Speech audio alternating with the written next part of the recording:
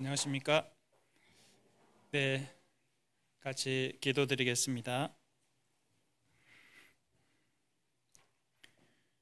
하나님 아버지, 감사드립니다.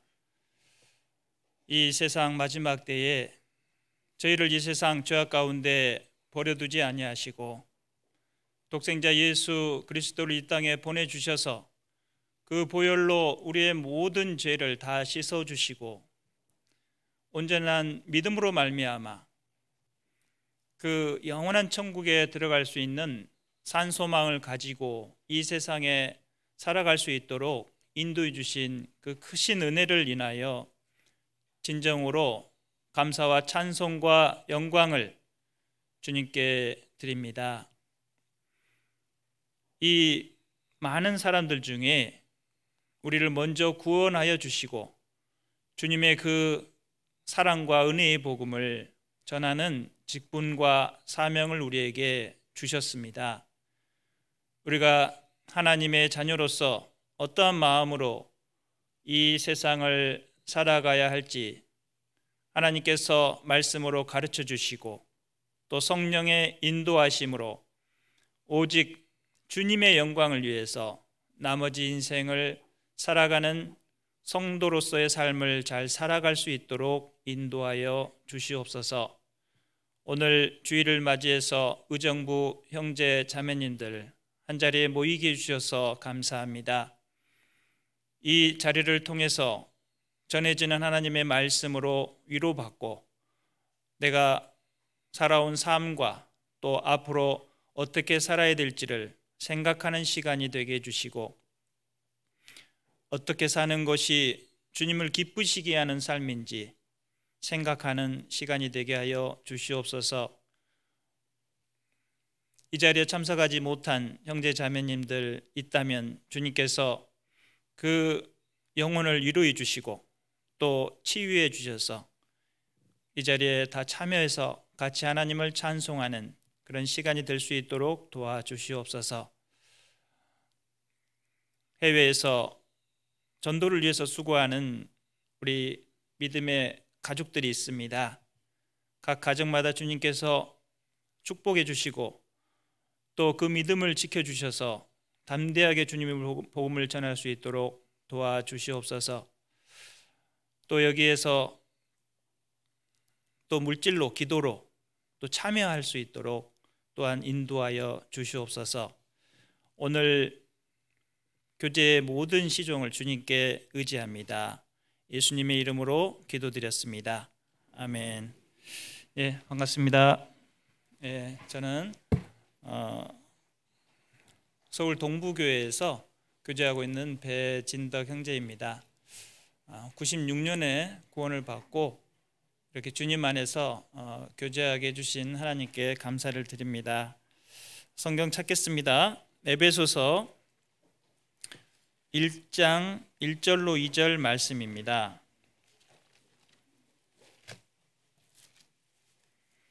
에베소서 1장 1절로 2절 말씀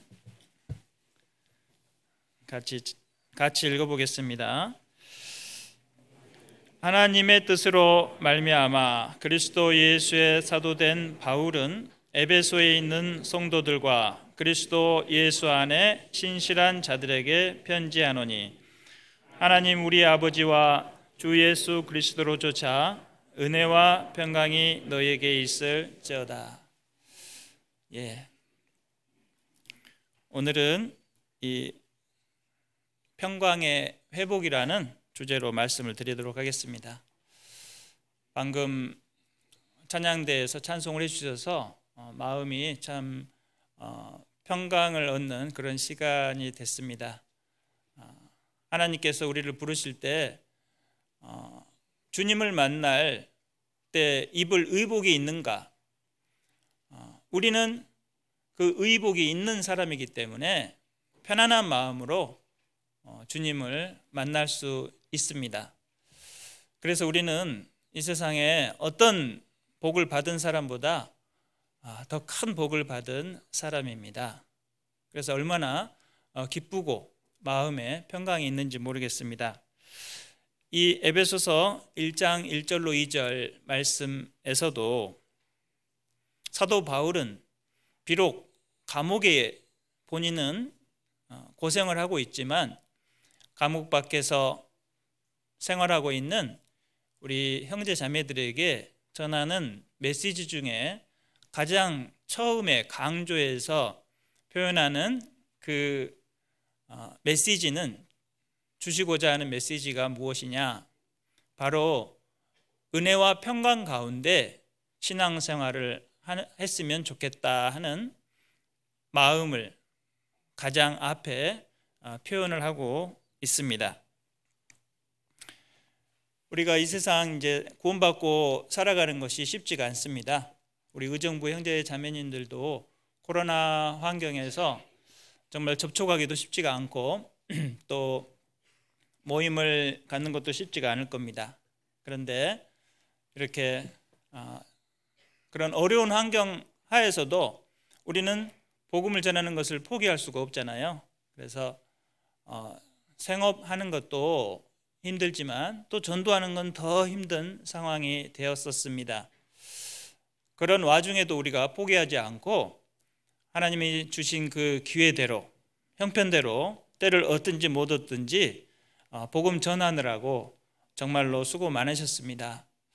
그리고 이제 또 하나님께서 또 코로나를 또 이렇게 풀어주시고 또 예전처럼 모임을 할 수 있도록 기회를 주셔서 너무 감사를 드립니다. 이럴 때 우리가 하나님께 더욱더 감사가 되고 또 아직 구원받지 않은 우리 가족들과 친구들에게 복음을 전하는 기회를 한 번 더 주셔서 너무나도 감사를 드리게 됩니다. 그동안 이제 힘든 환경에서 고생을 많이 하셨고요. 또 여전히 또 우리 코로나가 완전히 또 끝난 것은 아니라서 조금씩 어려움이 있기도 합니다. 하지만 우리는 이제 그런 환경에 이제 개의치 않고 더욱더 하나님께서 단련을 해주셨기 때문에 우리가 힘든 환경에서도 얼마든지 그런 환경들에 굴하지 않고 복음을 전하는 더욱더 훈련이 됐다라고 생각을 합니다. 사도 바울도 지금 감옥에서 있는 그 환경이 너무나도 힘들고 이 육체적으로는 고난 가운데 있는 겁니다. 극한 고난 가운데에서 이 서신을 보내고 있습니다. 감옥에서 편지를 쓴다는 것은 그 시대에는 참으로 어려웠던 시기라고 합니다. 지금은 감옥에서 편지 쓴다면 종이도 주고 볼펜도 주겠지만은 그 당시에 종이를 구한다는 것도 힘들고 펜을 구하는 것도 힘들었다고 합니다. 그 힘든 환경에서 성도들을 생각하는 마음으로, 사랑하는 마음으로 이 서신서를 기록을 했습니다. 에베소서, 빌립보서, 빌레몬서, 또 골로새서, 이 네 개의 서신은 감옥에서 쓰여진 편지입니다. 그런데 그 한정된 지면에 항상 앞에 빼놓지 않고 사도 바울이 강조한 것은 우리 그리스도인들의 평강입니다. 은혜와 평강. 우리가 신앙생활 할 때 무엇이 가장 중요할까요? 뭐가 편해야 우리가 두 발 뻗고 잠을 잘 수가 있습니까?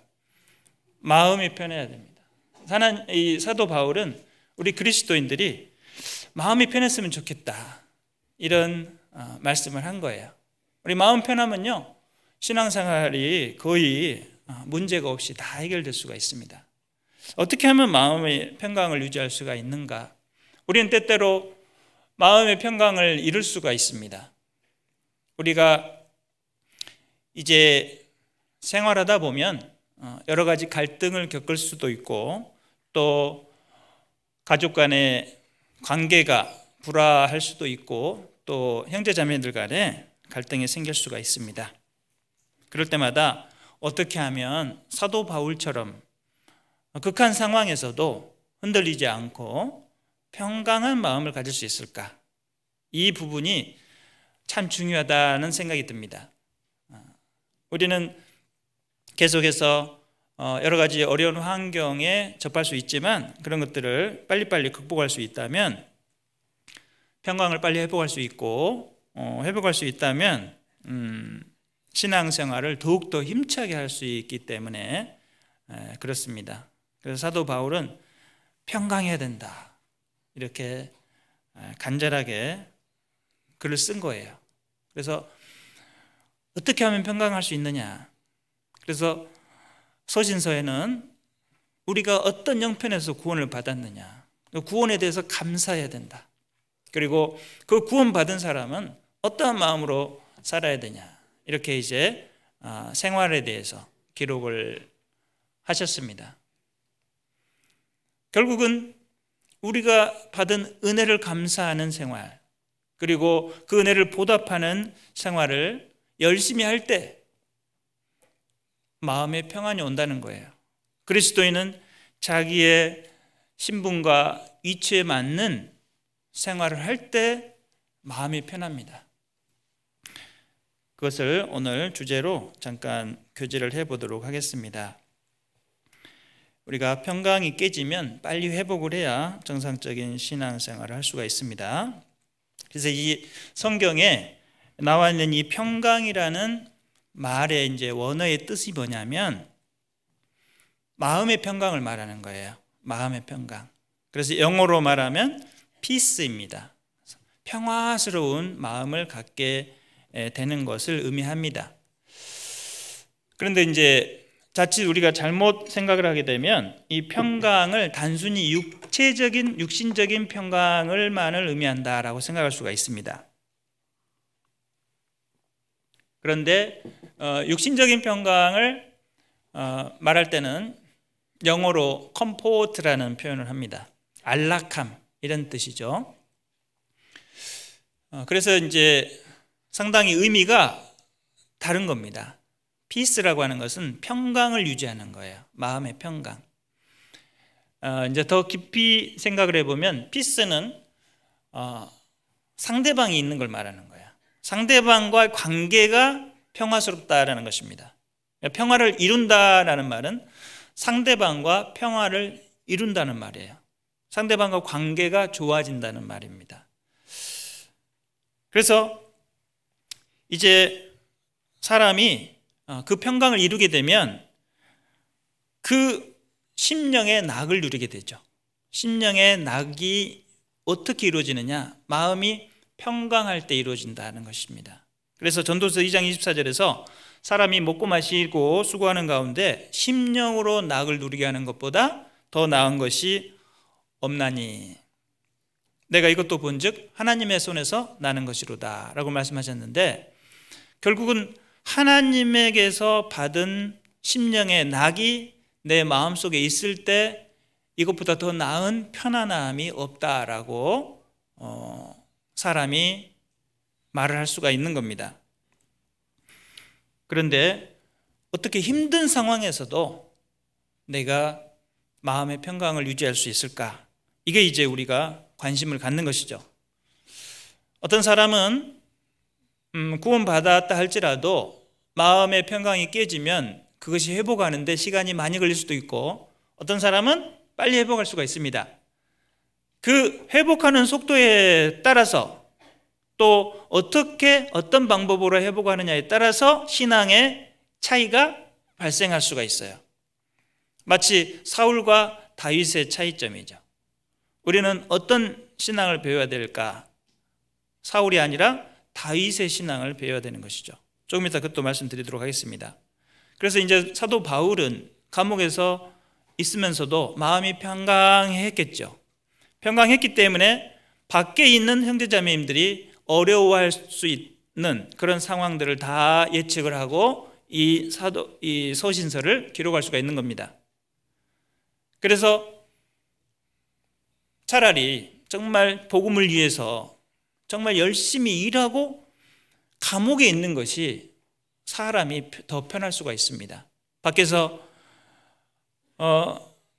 여러 가지 환경에서 이러지도 못하고 저러지도 못하고 세상에도 발을 담궈 놓고 교회에도 발을 담궈 놓고 양다리 신앙을 갖는 것보다 훨씬 주님을 위해서 정말 핍박을 받고 또 어려운 환경에 처하다 할지라도 내가 주님을 위해서 최선을 다해 살았다, 그런 마음을 가지는 것이 훨씬 마음이 편할 겁니다. 그런 우리 사도의 마음을 우리가 가질 수 있다면 우리 마음은 진정으로 편할 겁니다. 이 세상에서 내가 육신으로 편하게 하루를 더 살 거냐, 육신만 편안한 삶을 추구할 거냐, 아니면 정말 마음의 심령의 낙을 누리는 은혜와 평강이 넘치는 그리스도인으로서의 삶을 하루를 더 살 것이냐, 우리는 생각을 깊이 해야 됩니다. 어떤 것이 진정한 나에게 평안을 주는 삶이냐라는 것이죠. 그래서 진정한 평강, 나가 지금 누리고 있는 평강이 무엇이냐, 육신적인 편안함을 추구하는 삶을 살고 있다면 그것은 성경에서 말하는 평강이 아닐 것입니다. 사도 바울은 이 감옥에서 우리에게 전하고 싶은 메시지가 있었어요.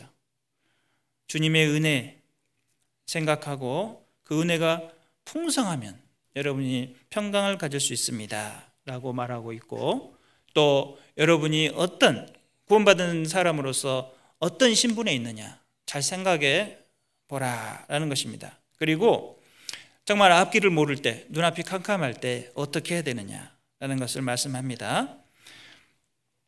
우리가 받은 그 은혜가 무엇입니까?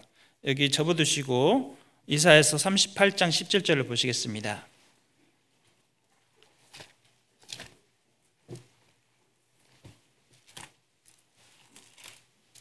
이사야서 38장 17절.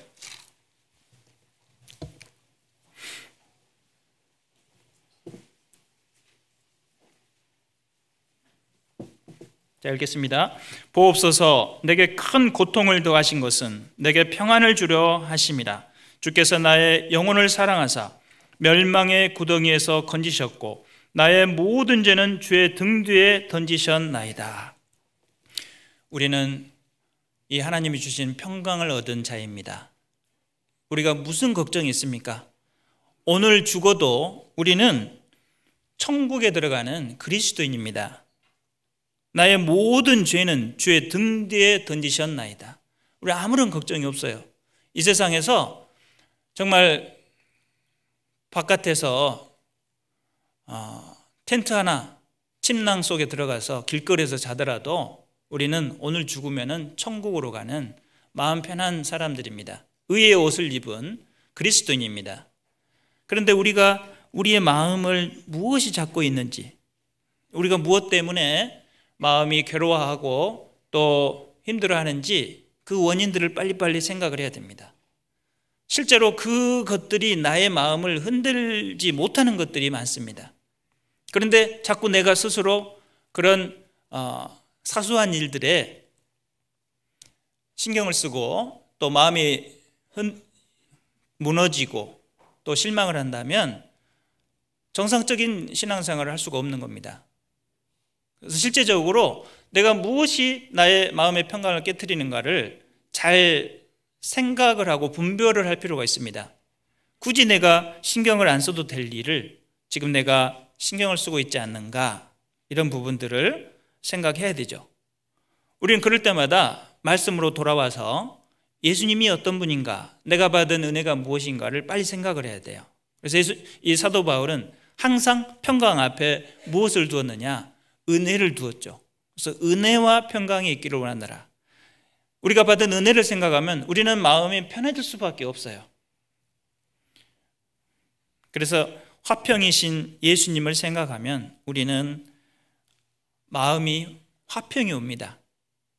우리가 하나님과 원수되었던 우리의 그 관계를 예수님께서 중간에 담을 허시고 구원해 주셨습니다. 하나님과의 관계를 원수에서 화평한 관계로 하나님의 자녀라는 귀한 자리를 주셨습니다. 그런 사람으로서 우리가 사소한 일에 우리의 마음을 빼앗긴다면 안 될 겁니다. 이사야서 9장 6절에 평강의 왕이라 할 것입니다 그랬습니다. 주님은 평강의 왕이고 에베소서 2장 14절에서 그는 우리의 화평이신지라 둘로 하나를 만드사 중간에 막힌 담을 허시고, 우리는 하나님과 관계가 회복된 사람이에요. 그런데 우리 형제자매들 간에 그리고 이방인과의 생활에서 화평을 깨트릴 이유가 하나도 없는 겁니다. 우리는 하나님과 화평한 사람이기 때문에 그렇습니다. 그리고 이 사람은 우리의 평강이 될 것이라고 미가서 5장 5절에서 예수님을 예언하셨고, 히브리서 7장 1절로 3절에서는 멜기세덱에 대해서 살렘 왕이다, 이니 곧 평강의 왕이요 그랬습니다. 살렘, 샬롬이라는 것이죠. 그래서 샬렘 왕, 평강의 왕이라는 것입니다.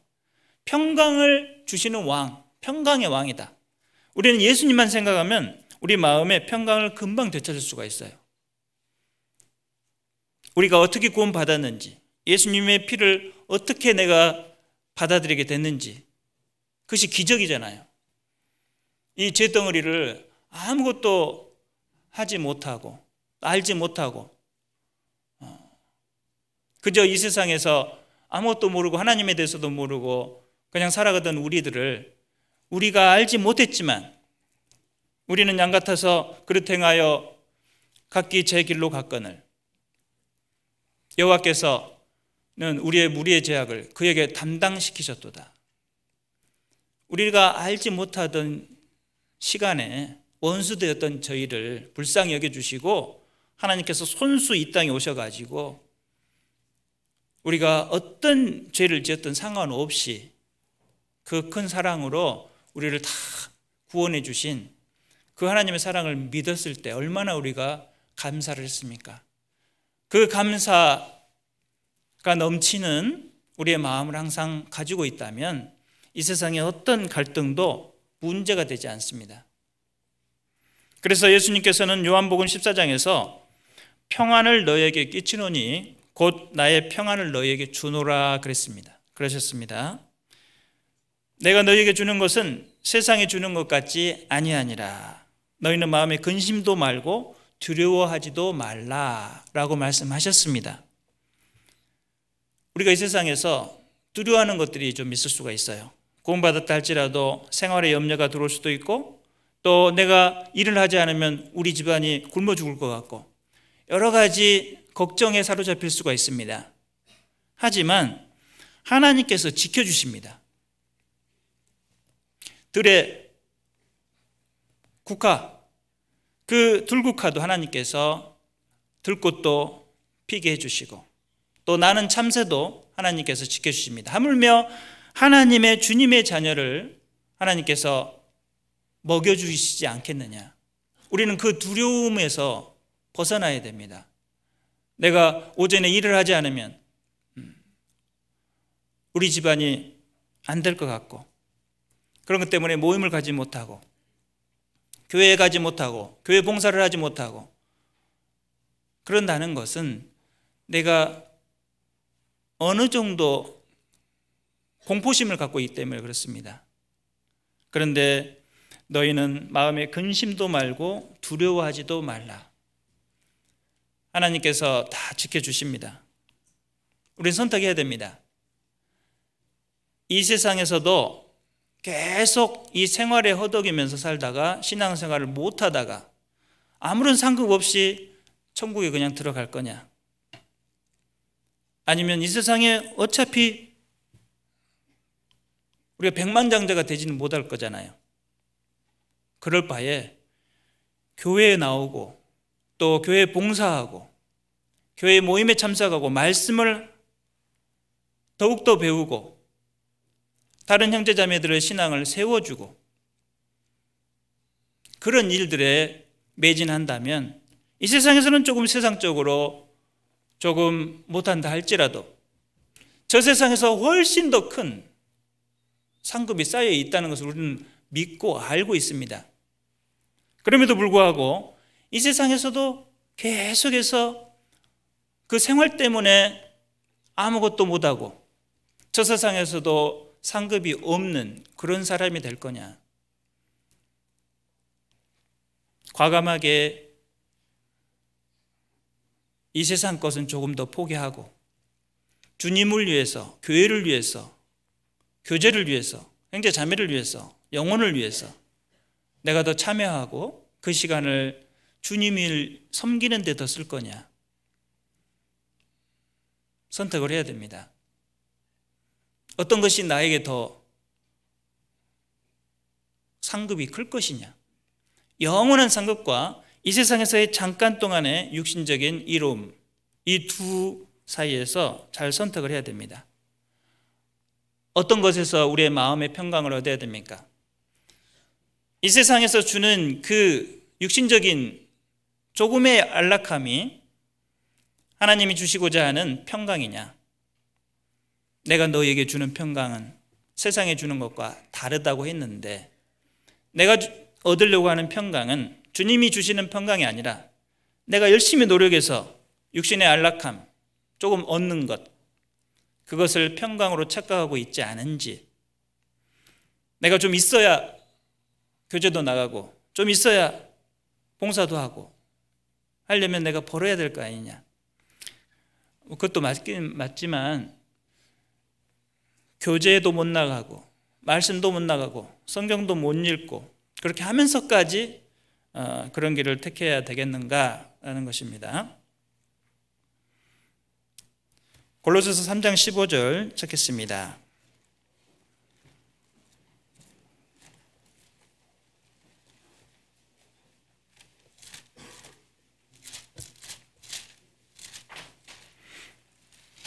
골로새서 3장 15절 같이 읽겠습니다. 그리스도의 평강이 너희 마음을 주장하게 하라. 평강을 위하여 너희가 한 몸으로 부르심을 받았나니 또한 너희는 감사하는 자가 되라. 그리스도의 평강이 우리의 마음을 주장해야 됩니다. 사도 바울은 그 바퀴벌레가 우글거리고 쥐가 돌아다니는 그 감옥 안에서, 그 곰팡이 냄새 나는 곳에서 있었지만 마음이 편안했습니다. 왜? 주님을 다해서, 주님을 위해서 자기 힘을 다했기 때문에 부끄러운 것이 없고 주님 앞에서 너무나도 담대하고 편안했습니다. 왜? 최선을 다했으니까. 우리가 무슨 일로 지금 바쁘게 사는지 생각을 해봐야 됩니다. 우리가 그 평강을 유지하려면 은혜를 생각해야 돼요. 우리가 어떻게 구원받았는지. 나는 이 세상에서 죄인으로 살고 있을 때 하나님의 사랑을 깨닫게 해주셨습니다. 그것이 기적이고 우리가 평강해야 되는 이유입니다. 그런데 우리가 그것을 잊어버리고 잠시 이 세상에 마음을 뺏겨버린다면 영원한 것을 잃어버릴 수가 있는 겁니다. 그래서 은혜를 생각했을 것이다. 분명히 사도 바울은 감옥에서 주님의 은혜를 오직 생각할 때 마음의 평강을 얻은 겁니다. 이 세상의 물질로 사도 바울이 평강을 얻은 것이 절대 아닙니다. 그래서 우리는 다른 사람이 우리에게 평강하세요 그러면 위로가 되지 않겠지만, 감옥에 있는 사도 바울이 지금 우리에게 평강하라 이 말은 사도 바울을 본받으라는 말입니다. 감옥 밖에서 편안하게 육신이 편안한 것보다 감옥 안에 있지만 주님을 위해서 내가 최선을 다했다는 그런 자부심과 그런 뿌듯한 마음을 가지고 있을 때 그리스도인으로서 참 평강이 오는 것입니다.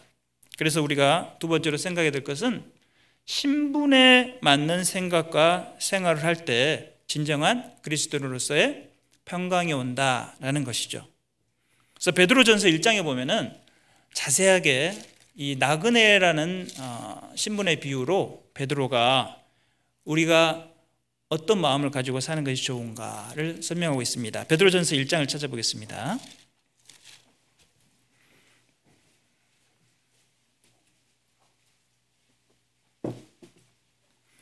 베드로전서 1장 1절로 2절을 제가 읽겠습니다.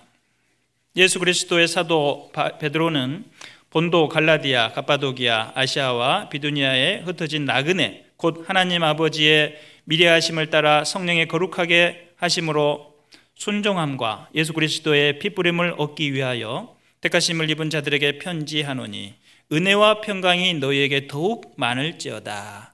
여기서도 마찬가지로 베드로도 은혜와 평강을 강조했습니다. 사도 바울은 모든 서신서에서 항상 은혜와 평강을 말씀하셨고 베드로도 마찬가지입니다. 요한도 요한계시록에서 똑같은 말씀했죠. 결국은 이 은혜와 평강을 유지하는 것이 신앙생활에 가장 중요한 거예요.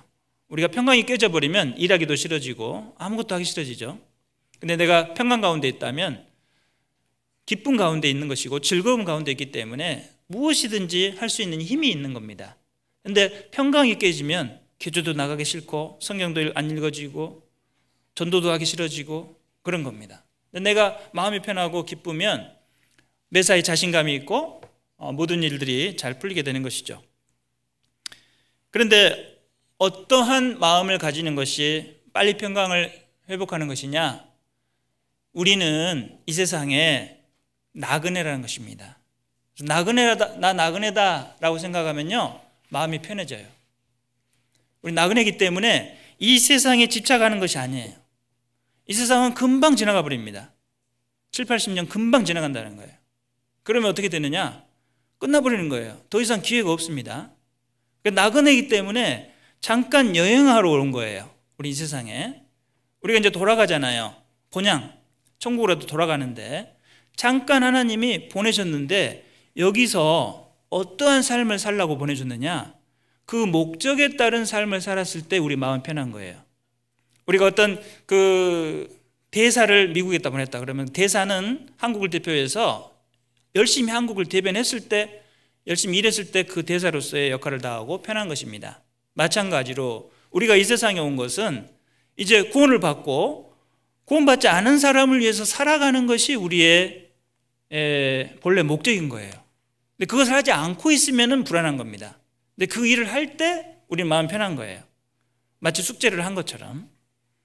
그래서 우리가 나그네이기 때문에 그냥 방랑하는 막 목적지가 없는 나그네가 아니라 정확한 목적지가 있는 그리고 해야 될 일이 있는 미션이 있는 사명이 있는 나그네라는 것입니다. 순례자이지요. 그래서 우리는 나그네이기 때문에 이 세상은 잠깐 지나가는 여행지와 같은 거예요. 여행지로 생각해야지 내가 이 세상에서 그냥 눌러 살라고 해서는 안 된다는 거예요. 눌러 살라고 하니까 문제가 생기는 겁니다.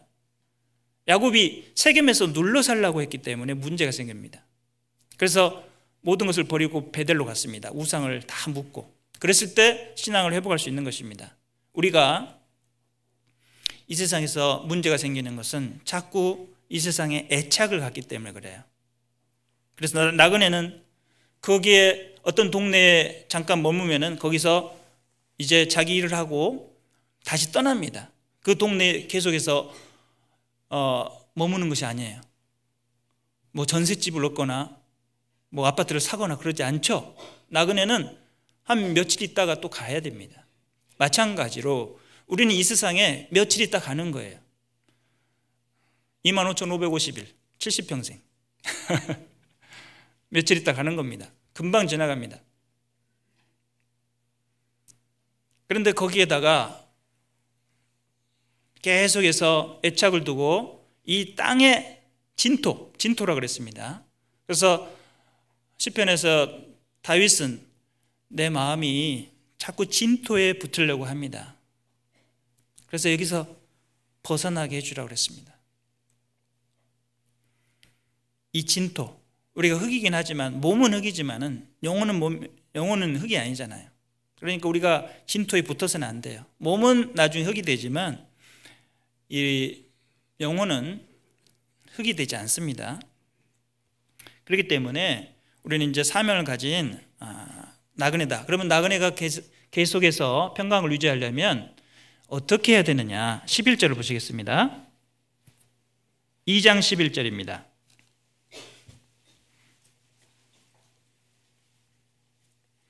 2장 11절 사랑하는 자들아 나그네와 행인 같은 너희를 권하노니 영혼을 거스려 싸우는 육체의 정욕을 제어하라. 육체의 정욕을 제어하라. 나그네는 육체의 정욕을 제어해야 돼요. 왜 그러냐면 그 육체의 정욕에 빠지게 되면 자기 본연의 임무를 잊어버리고 그 환경에 적응을 해버립니다. 거기에 내가 처한 환경에 마음을 뺏기게 되면은 평강을 잃어버리는 거예요. 그런데 나는 지금 여기에 이거 하러 온 거 아니지? 이렇게 정신을 똑바로 차리는 얘기입니다. 그래서 집중을 해야 돼요. 우리가 예를 들어서 공주수양관에 가면은 뭐에 집중을 하죠? 엠마오에 집중을 합니까? 무슨 짜장면 메뉴가 다시 나왔는지, 무슨 해오리 감자가 나왔는지, 팥빙수가 나왔는지, 이번에는 무슨 신메뉴가 나왔는지 집중을 하지 않죠. 우리가 하는 것은 한 영혼을 데려가 가지고 그 영혼이 구원 받는지 안 받는지가 이게 가장 우리가 집중하는 일이에요. 근데 자꾸 다른 것에 화장실이 막혔는지, 무슨 잠자리가 편한지 안 편한지, 숙소가 몇 동이 생겼는지 이런 것에 우리가 관심을 두려고 가는 것이 아니라 한 영혼이 말씀을 제대로 듣고 있는지, 얼마나 말씀이 들어갔는지, 그것이 우리의 관심사입니다. 우리가 텐트에서 자든지 의자가 있든지 없든지 상관없이 지금 말씀이 그 영혼에게 들어가고 있는지, 여기 우리는 온통 관심을 두고 다시 집으로 돌아옵니다. 거기에 눌러 살려고 하는 게 아니잖아요. 공주수양관에 눌러 살려고 거기서 이제 가서 하이마트에 가서 냉장고를 삽니까? 그래서 냉장고 사가지고 거기다가 숙소에다 넣어놓고 사는 게 아니죠. 마찬가지입니다. 이 세상, 우리가 지금 아파트에 살고 있지만, 집에 살고 있지만 여기에서 영원히 사는 게 아니에요. 금방 떠나야 됩니다. 그러니까 우리가 아파트에 집착을 하고 또 뭐에 집착을 하고 내가 가지고 있는 것, 물질, 이런 것에 육신의 정욕을 제어하라는 얘기입니다. 흔들리지 말라는 얘기입니다. 어디에 신경을 써야 되느냐? 고린도전서 15장 58절을 잠깐 찾아보겠습니다. 고린도전서 15장 58절.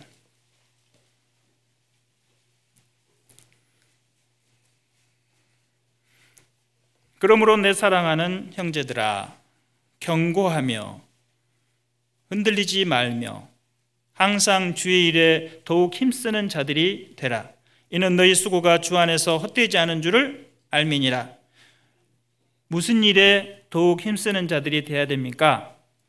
주의 일에 더욱 힘쓰는 자들이 되라. 우리는 이 세상에 내 일을 하러 온 것이 아니라 주의 일을 하러 왔습니다. 주의 일이 내 일이죠. 주의 일과 내 일이 따로 있을 수가 없습니다. 집중해야 됩니다. 뭐에 집중해야 되느냐? 내가 지금 주의 일을 하고 있느냐? 다른 일을 하고 있느냐? 내가 직장에 다니는 이유는 주의 일을 하기 위해서 직장에 다니는 거예요. 직장과 주의 일이 따로 있는 것이 아닙니다. 신앙과 직장이 분리된 것이 아니죠. 직장을 잘 다녀야 신앙생활이 잘 되는 겁니다. 그런데 우리 젊은 형제자매님들이 난 직장생활은 잘하고 있는데요, 신앙생활이 안 돼요, 이렇게 이제 상담을 하는데, 그것이 아니라 실제적으로는 직장생활이 잘 돼야 신앙생활이 좋아지는 겁니다. 신앙 안에 직장이 들어있는 거예요. 그것은 직장의 개념을 확실하게 알아야 된다는 것이죠. 무엇을 위해서 직장에 다니느냐? 직장이 안정적이어야 내가 신앙생활을 잘 할 수 있잖아요. 그러니까 직장을 위해서 정말 학생 때 준비를 철저히 해야 되는 거예요. 공부도 열심히 하고. 그래서 안정적인 직장을 얻어야 우리 봉사도 제때제때 나올 수 있고 할 수 있는 겁니다. 그래서 공부를 하는 겁니다. 우리 중고등부 형제들. 그래서 내가 미래에 어떤 모습으로 우리 교회에서 쓰임을 받을 거냐를 생각을 해야 돼요. 그래서 미리 준비하는 단계예요. 우리 학생들은, 대학생도 마찬가지고. 그래서 내가 교회에서 나중에 청년이 됐을 때 교회에 근심을 끼치는 청년이 될 거냐, 아니면 교회에 보탬이 되는 청년이 될 거냐를 지금 생각을 하고 준비를 해야 되는 겁니다. 마찬가지로 그런 것들을 미리미리 준비하는 것이 교회에 보탬을 되기 위한 그런 준비를 하는 것이죠. 그래야 내 마음이 편한 거예요.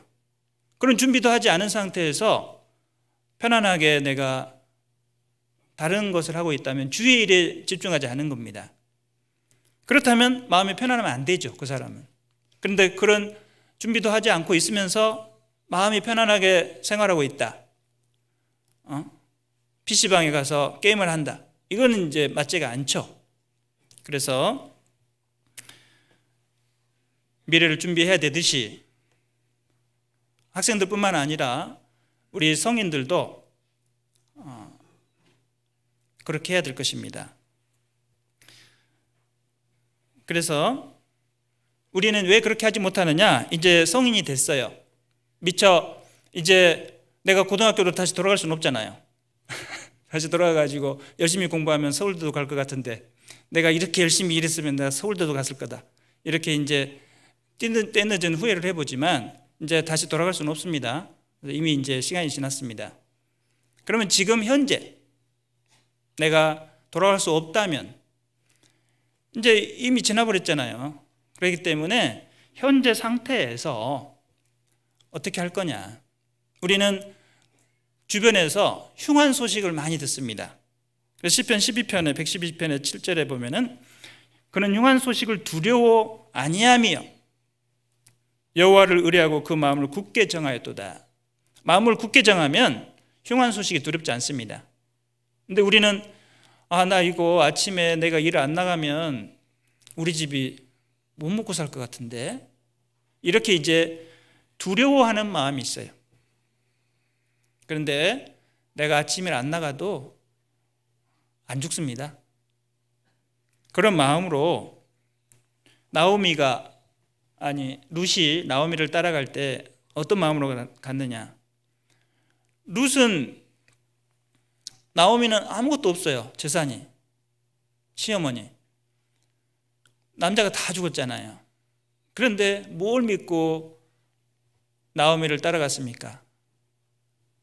오직 하나님만 보고 가는 거예요. 나오미의 하나님이 내 하나님입니다 하는 마음으로 그 믿음 하나 가지고 쫓아간 겁니다. 그런데 그 하나님은 창조주잖아요. 우리는 누구보다도 하나님의 능력과 그 하나님이 어떤 분이라는 것을 우리가 알고 있어요. 그런데도 불구하고 이 세상의 흉한 소식, 다른 사람들이 세상에서 너 그렇게 살면 안 돼 라고 말하는 그런 소식에 마음을 두려워하고 마음을 굳게 하지 못한다면 마음에 진정한 평강을 얻을 수 없을 겁니다. 그래서 사도 바울은 베드로전서 1장 17절로 다시 돌아와 가지고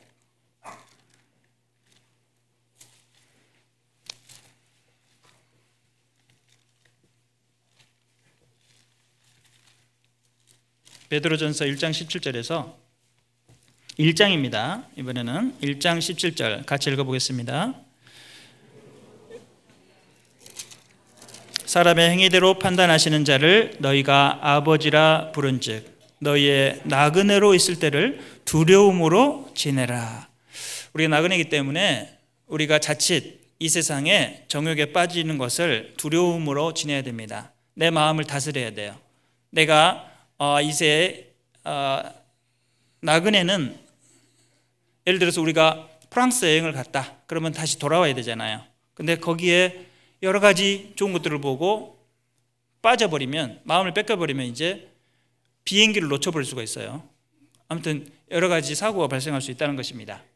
그러면은 안 되죠. 그러니까 정신을 차리고 돌아와야 된다는 겁니다. 세상을 사랑하면 마음의 평강이 깨지게 돼 있어요. 왜냐하면 그 속에는 아버지의 사랑이 들어있지 않기 때문에. 거기는 육신의 정욕과 안목의 정욕과 이생의 자랑이 들어있죠. 그 속에 그 세계로 들어가 버리면 나도 육신의 정욕, 나도 안목의 정욕, 나도 이생의 자랑을 하고 싶은데 세상 사람들 만나게 되면, 특히 이제 학부형들은 이제 세상에 그 친구 엄마들을 만나잖아요. 그러면 그 사람들이 하는 이야기, 이들은 세상에서 어떻게 하면 아이들을 성공시킬 것이냐에 관심이 다 집중되어 있죠. 근데 우리하고는 개념이 다르잖아요. 그러니까 우리가 자꾸 이제 마음을 뺏긴다는 것이죠. 그러면 마음을 안 뺏기려면 어떻게 되느냐? 하와처럼 하면 안 됩니다. 눈을 조심해야 되죠. 그리고 귀를 조심해야 돼요. 그리고 마음을 지켜야 됩니다. 그래서 하와가 실패한 것은 그 마귀의 말을 듣고 눈으로 보고 마음을 완전히 마귀에게 뺏겨버렸기 때문에 범죄하게 된다는 것입니다. 보암직도 하고 먹음직도 하고 지혜롭게 할 만큼 탐스럽기도 한 나무인지라 그랬는데 무엇으로 시작하냐면 보는 것으로부터 시작합니다. 그래서 우리가 세상 사람들을 만날 때 그 사람들의 외모를 보고 또 그 사람들 아들 잘 되는 거 보고 나도 저렇게 애들을 키워야 되겠다. 본즉 먹음직도 하고 보암직도 하고 지혜롭게 할 만큼 탐스럽게 단지라. 그 부모님들은 구원을 받았을까요? 안 받았을까요? 구원을 안 받은 부모님들입니다. 우리의 부모님들은 구원을 받은 부모님들이고 어떻게 교육이 같을 수가 있습니까? 우리는 아이들이 성경을 알고 하나님을 경외하는 마음을 갖도록 교육을 해야 되죠. 그래서 잠언 4장에 보면은 귀를 기울이라고 했습니다. 하나님 말씀에 귀를 기울이고 그것을 내 눈에서 떠나게 하지 마라. 하나님 말씀을 눈에서 떠나게 하지 마라 그랬습니다. 그러니까 아이들의 눈에서 시야에서 말씀이 떠나가면 안 되는 거예요. 그러려면 부모님이 먼저 해야 되죠. 그리고 내 마음을 지키라 그랬죠. 생명의 근원이 이에서 난다. 생명의 근원이 나는 것이 우리 그리스도인의 마음입니다. 그런데 우리가 마음을 다른 데 뺏기고 있으면 생명이 구원받지를 못하는 거예요. 다른 사람이 구원을 받지 못해버려요. 그러면 이제 가장 큰 사고가 벌어지는 겁니다. 우리가 이 세상에 사는 이유는 우리를 통해서 영혼들이 구원받는 것인데 그렇지 못하게 되면 이게 큰 문제이고 우리의 마음 평강이 깨져버립니다. 나중에 이 세상에서 조금 성공했다 할지라도 영혼을 전도하지 못하고 우리 가정을 통해서 구원받는 사람이 나타나지 못하고 자녀들이 교회를 떠나버리고 서울대는 갔는데 교회는 안 나온다. 그러면 이게 어떻게 된 겁니까? 나중에 우리가 아주 그냥 부모님이 통탄할 일입니다. 좌표로나 우표로나 치우치지 말고 내 발을 악에서 떠나게 하라. 발을 조심해야 됩니다. 발. 내가 어느 모임에 갈 거냐? 아침에 저 모임을 갈 거냐? 아니면은 학교 부모들 모임에 카페에 갈 거냐? 그리스도인은 세상과 주님을 동시에 섬길 수가 없습니다. 집 하인이 두 주인을 섬길 수가 없습니다. 두 주인을 섬기면요 마음이 불안해요. 그래서 평강이 없습니다. 그래서 하나님과 재물을 겸하여 섬길 수 없다 이렇게 말씀하셨어요. 우리가 세상의 물질과 하나님을 동시에 섬길 수가 없습니다. 세상의 물질은 전도하기 위해서 버는 물질에 불과한 겁니다. 그런데 우리가 우선순위를 지키지 않을 때가 있죠. 학계에서 1장 4절에서 이 전이 황무하였거늘 너희가 이때 판벽한 집에 거하는 것이 가냐 이렇게 말씀하셨습니다. 지금 성전은 다 쓰러져 있는데 자기 집은 아주 그냥 그럴듯하게 짓고 있는 거예요. 그래서 학계 선지자를 보내서 책망을 한 겁니다. 나는 질투하는 하나님이다. 나는 질투라 이름하는 질투의 하나님이니라 라고 말씀하셨습니다. 우리가 마음이 엉뚱한 것에 뺏겼을 때 하나님은 우리를 질투하십니다. 그런데 우리가 마음이 편하시겠어요? 우리가 편할 수가 없습니다. 둘째 첫 번째 나그네라는 말씀을 드렸고요. 두 번째 우리가 하나님의 아들이에요. 그래서 자녀가 되는 권세를 줬잖아요. 그럼 아들이라고 하는 것은 어떨 때 아들은 언제 마음이 편하냐? 아들로서의 역할을 잘 할 때 마음이 편한 거예요. 노블리스 오블리제. 우리 하나님께 하나님의 자녀이기 때문에 이 세상 죄인들하고 완전히 다르죠. 그러니까 우리 귀족이잖아요. 우리는 귀족이고 아직 구원받지 않은 사람은 완전히 지옥 갈 사람들이란 말이에요. 그러면 귀족들이 그 지옥 갈 사람들을 위해서 어떻게 살아야 되느냐? 베풀면서 살아야 되는 거예요. 물질적인 베품이 아니죠. 우리는 복음을 베푸면서 사는 거예요. 근데 우리가 복음을 그들에게 베풀지 않고 오히려 그들에게 떠밀려가는 삶을 산다면 완전히 우리 아들로서의 특권을 가진 자가 아들로서의 역할을 못하며 사는 것입니다. 우리는 하나님의 자녀로서의 삶을 살아갈 때 우리의 마음에 평강이 옵니다. 외모를 보시지 않고 우리가 행위로 무엇을 하고 사는지, 무엇에 집중하고 사는지 하나님께서 우리를 보시기 때문에 두려움으로 지내라고 그랬습니다. 우리는 부모님이 하나님이고 너희가 순종하는 자식처럼 이전 알지 못한 때에 줬던 너희의 사욕을 본삼지 말고라고 말씀하셨죠. 우리가 모르고 살 때는 이 세상이 좋기 때문에 물질이 많고 편안한 삶이 최고다라고 살았습니다. 물질 만능주의, 외모지상주의가 최고다라고 살았습니다. 그런 이전에 알지 못하던 때에 줬던 것들이고 이제는 알기 때문에 무엇을 추구해야 마음이 편하냐? 순종하는 자식처럼 하나님을 말씀을 순종하며 살 때 우리는 마음이 편한 겁니다.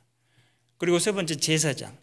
제사장의 역할은 전도죠, 전도. 죄인들을 불러다가 주님께 화해시키는 거예요. 우리가 죄인들이 죄를 지었을 때 구원받게 하는 것이 제사장의 역할이잖아요.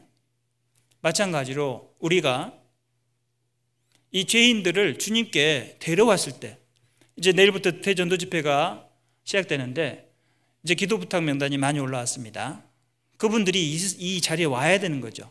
이 자리에 와서 자기 죄를 자복하고 하나님의 말씀을 겸손하게 받아들이는 거기까지 하게 하는 것이 제사장의 역할이라는 것입니다. 그 제사장의 역할을 우리가 잘하고 있을 때 우리 마음이 편한 거예요. 그걸 안 하고 있으면 우리는 왕 같은 제사장인데 그 역할을 안 하면 우리는 마음이 불안한 겁니다. 해야 되는데. 그래서 이제 오늘이라도 한 분을 모시고 와야 됩니다. 그리고 우리가 언제 마음이 편하냐? 교제 안에 있을 때 마음이 편한 거예요. 우리는 돌아온 양이잖아요. 그래서 영혼의 목자와 감독지신 이에게 돌아왔느니라. 돌아왔는데 자꾸 또 나가려고 그런다. 짐승들이 있는, 어린 양들이 짐승들이 있는 들판으로 나가면 또 먹힙니다. 그런데 왜 나갑니까? 우리가 교제 바깥으로 발을 내밀거나 교제에서 떨어지거나 그러면 짐승들이 와서 잡아간다는 것입니다. 얼마나 불안한 삶이 됩니까? 교제 안에서 떠나면 안 된다는 거예요. 그래서 지금 우리 형제님들 중에 마음에 상처를 얻거나 또 마음이 좀 불안하거나 그러신 분들은 내가 그런 마음을 먹으면 안 되는구나. 이 교제가 내가 있어야 될 곳이구나 하고 나가면 죽는구나 이렇게 생각을 해야 돼요. 그래서 이 교제 내에서 절대 나가면 안 됩니다. 교제 안에 있어야 우리 마음 평강이, 진정한 평강이 있는 겁니다. 그래야 우리가 생명의 성령의 법으로 지배함을 받고 또 하나님의 책망을 받지 않는 거예요. 근데 떠나면은 책망이 있고 징계가 있고 어려움이 있습니다. 그러니까 떠나면 안 됩니다. 생명의 성령의 법이 있어야 우리가 죄에서 해방될 수 있는 거예요. 그리고 우리 청지기이기 때문에 청지기의 삶을 살 때 평강한 거예요. 각각 은혜를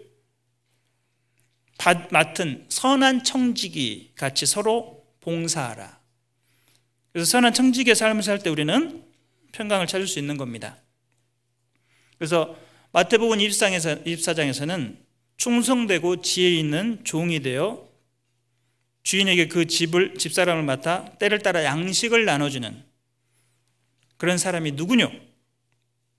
주인이 올 때 그 종이 이렇게 하는 것을 보면 그 종이 복이 있다. 예수님이 오실 때, 우리가 복음을 나눠주고 있을 때 예수님이 오시면 그 종은 복이 있는 거예요.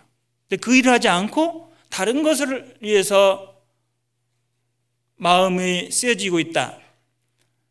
평강을 잃어버린 상태에서 예수님이 오시면 그 사람은 복이 없는 거예요.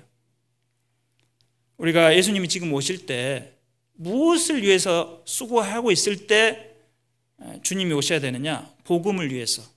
그게 양식입니다. 우리가 가지고 있는 양식. 그리고 양식은 복음과 말씀이죠. 말씀을 내가 많이 가지고 있을 때 다른 사람에게 나눠줄 수가 있는 것입니다. 그래서 사도 바울은 내가 청지기, 종으로 부르심을 받았다라고 했습니다. 그리고 이제 우리가 세 번째로 생각해야 될 게 뭐냐면, 이제 방금 신분에 대해서 말씀을 드렸고요. 내가 나그네 아들, 제사장, 청지기다 이렇게 생각하면 편합니다. 그 역할을 내가 하고 있을 때 편하다는 것이죠. 그리고 이제 그게 하려고 하는데 잘 안 되잖아요. 마음이 힘들어요. 그럴 때는 뭘 해야 되느냐? 찾아야 되는 거예요. 구하라, 찾으라, 두드리라. 하나님께서 좋은 것으로 주시지 않겠느냐? 이 믿음이 있어야 되는 겁니다. 찾지도 않고 구하지도 않고 두드리지도 않은 상태에서 마음이 괴로워하고 왜 나는 이렇게 안 주십니까? 이렇게 할 것이 아니라 찾고 두드리고 구하라. 그러면 주시지 않겠느냐? 주신다는 말씀입니다. 기도하시고 염려하지 말고 평강을 찾아야 됩니다. 그런데 사울은 그렇게 하지 못했고 다윗은 그렇게 했기 때문에 신앙이 나중에 성공했고 사울은 신앙이 실패했습니다. 그래서 하나님께 묻지 않는 죄가 엄청 큰 죄예요. 사무엘상 28장을 보시겠습니다.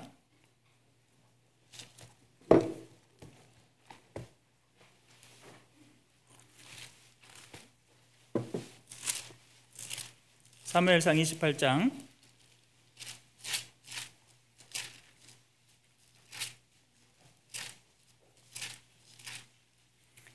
15절.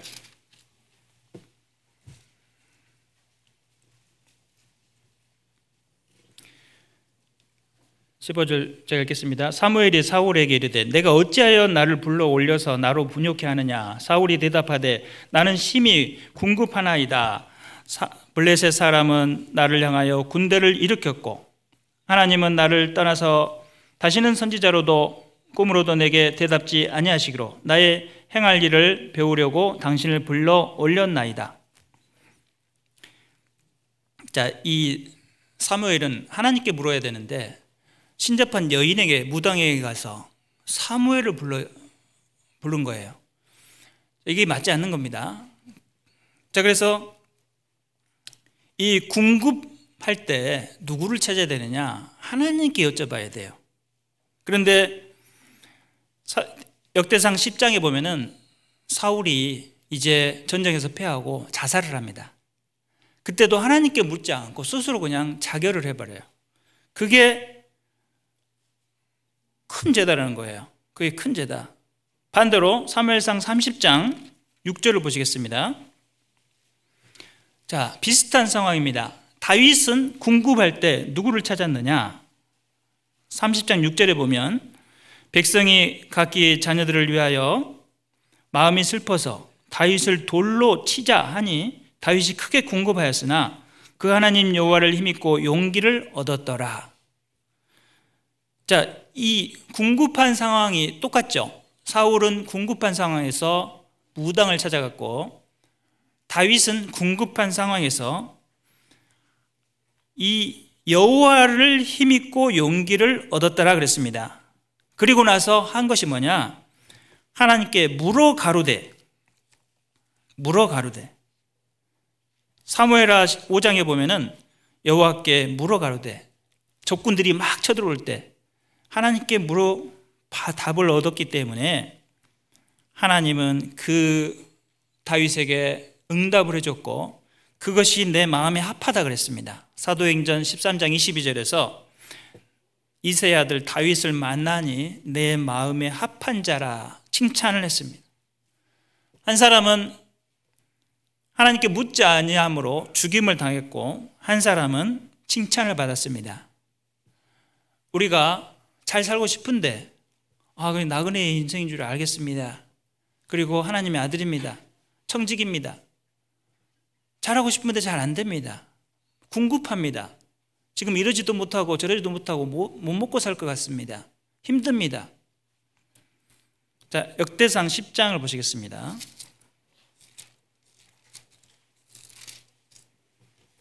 13절.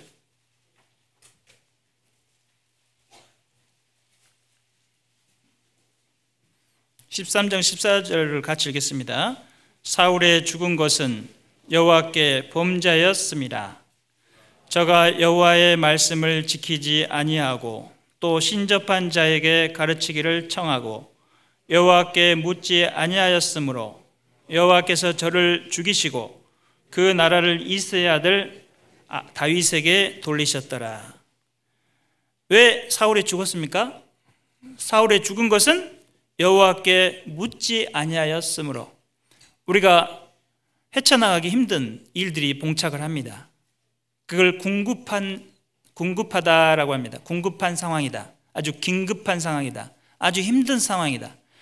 다윗의 그 따르던 600명 용사들이 다윗을 돌로 칠러 죽이려고 그랬습니다.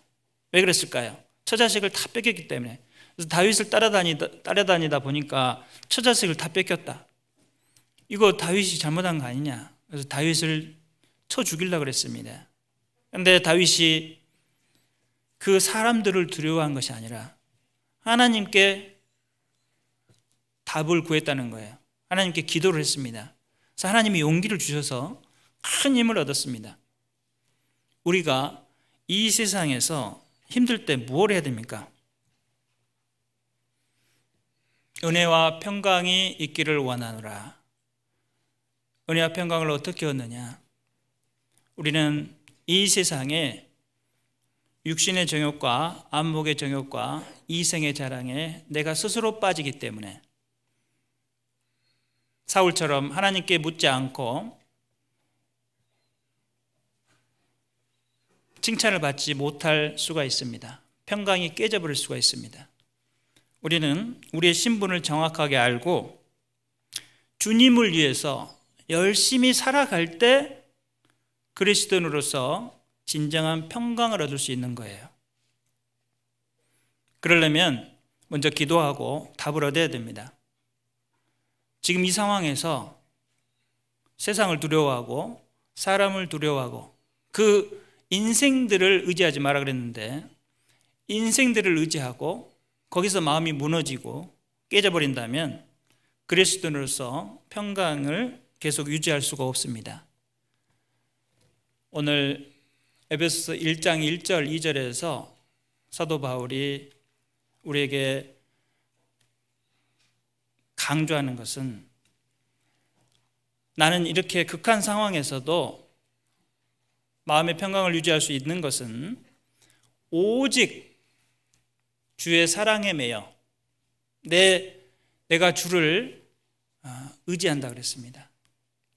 주께 감사하고 그리고 구원의 옷을 나에게 주신 하나님께 하나님만을 사랑하고 있기 때문에 나는 어떠한 상황에서도 마음이 평안하다라는 말씀을 하심으로 이 감옥 밖에서 생활하면서 세상에 치여서 사는 불쌍한 우리 형제 자매님들에게 사도 바울은 안타까움을 전하는 거예요. 왜 그렇게 사느냐? 세상에서 조금 물질적으로 좀 없더라도 주님을 위해서 고난을 받으라는 거예요. 그것이 훨씬 편안한 삶이라는 겁니다.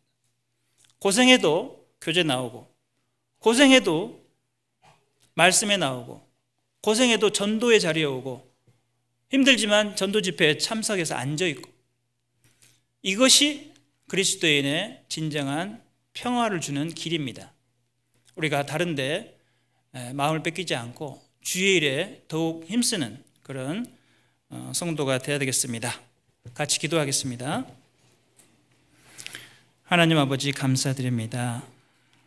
이 세상의 많은 사람들 중에 먼저 우리를 구원해 주신 목적은 선한 일에 참여하는 자가 되기 위함입니다.